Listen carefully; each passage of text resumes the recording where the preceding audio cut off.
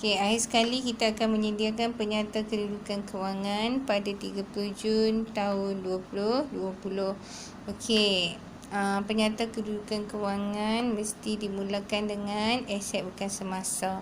Okey, aset bukan semasa kita merujuk kepada lengkapan. Okey, kita tengok dekat soalan, lengkapan diberikan okey 1 Julai 6,200 dan 30 Jun ialah 7,200. Jadi dalam PKK kita nak ambil yang mana? Nak ambil 1 Julai 2019 ataupun nak ambil 30 Jun 2020.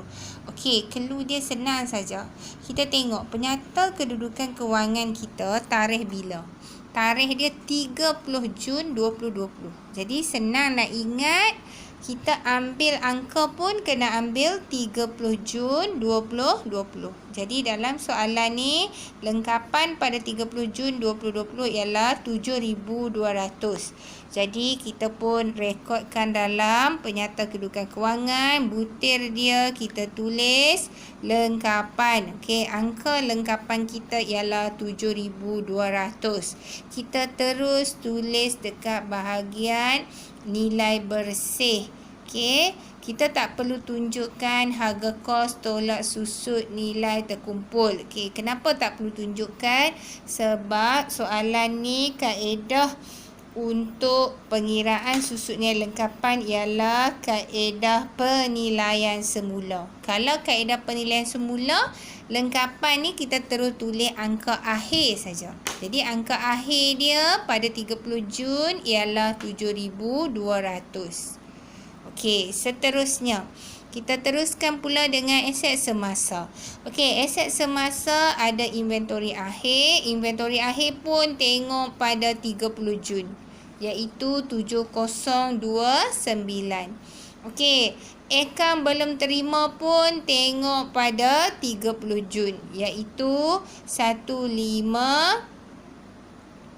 Okey, akaun belum terima ialah 6575. Okey, tengok sini. Akaun belum terima. Okey, tengok yang akhir 6575.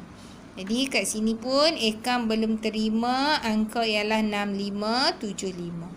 Okey, seterusnya bank. Okey, bank tadi ada tanda soal. Okey, tengok tunai di bank untuk tarikh 30 Jun ada tanda soal. Tapi tadi kita dah jawab dah. Soalan yang first kali tadi. Soalan A tadi. Dia tanya baki akhir akaun bank. Okey, kita dah buat tadi. Kita dapat angka 15491. Jadi, kita pun masukkan dalam penyata kedudukan kewangan. Butir dia bank. Okey, kita tulis 15491. Okey, seterusnya. Kita rujuk pada soalan. Okey, dalam soalan kita tengok yang tarikh 30 Jun. Ada tak aset semasa di situ? Okey, kita boleh nampak ada komisen. Okey, komisen belum diterima akhir tiada. Jadi tak boleh rekod lah.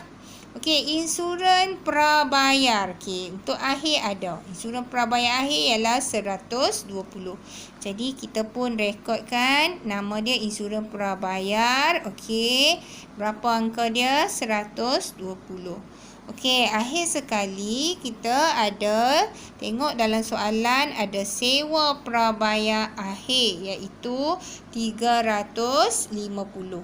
Jadi angka 350 ni perlu direkodkan dekat aset semasa. Nama dia sewa prabayar. Okey, 350. Okey, sekarang kita perlu jumlahkan semua aset semasa. Dapat jawapan 29565. Okey.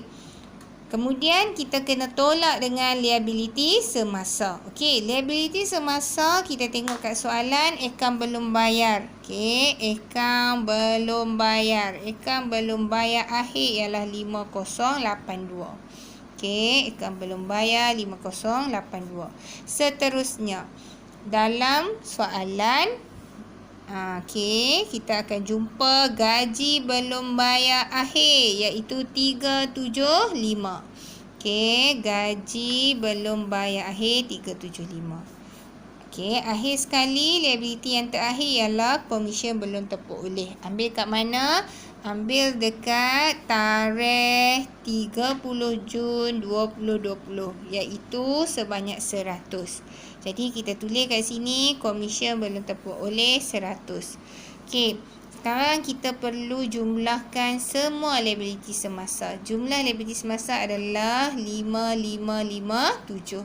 Okey, ambil jumlah aset semasa, tolak jumlah liability semasa, dapat 24008.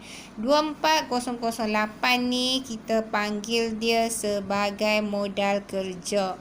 Jadi modal kerja wajib ditulis. Jika tidak ditulis maka tiada markah. Jadi wajib tulis perkataan modal kerja. Jadi modal kerja kita ialah 24008. Okey, 24008. Jadi tadi aset bekas semasa 7200 tambah modal kerja 24008. Jadi angka imbangan kita dapat 31208. Okey, kita teruskan dengan equity pemilik. Okey, equity pemilik modal awal. Modal awal kita perlu buat pengiraan. Kita nak buat pengiraan, kita pergi dekat soalan, kita tengok yang bertarikh 1 Julai 2019. Kita perlu kelaskan dulu. Yang mana aset kita tulis A, yang mana liability kita tulis L. Jadi kita ambil aset, kita tambahkan semua aset, kita tolakkan dengan semua liability. Okey, jadi saya tunjukkan di sini modal awal tambah semua aset, tolak dengan liability. Jadi dapat jawapan 16682. Okey, modal awal perlu ditambah dengan untung bersih. Untung bersih nak rujuk dekat mana? Rujuk dalam akaun perdagangan dan untung rugi. Tadi kita dah dapat untung bersih iaitu 17726. Okey, kita tambah. Bila kita tambah dapat 34408. Okey, akhir sekali kita perlu tolak dengan ambilan.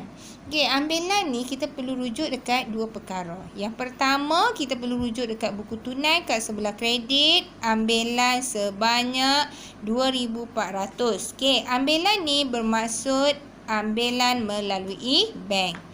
Okey, dekat maklumat tambahan ada satu lagi jenis ambilan iaitu mengambil barang niaga sebanyak 800. Jadi dekat ambilan kita kena tunjukkan okey, ambilan melalui bank 2400 tambah dengan ambilan barang niaga 800. Jadi total ambilan ialah 3200. Okey, jadi kita perlu tolak, dapat jawapan 31208. Okey, ni nama apa? Nama dia adalah modal akhir. Jadi kita tengok dah balance kita punya penyata kedudukan kewangan iaitu 31208. Okey, maka selesailah penyata kedudukan kewangan kita.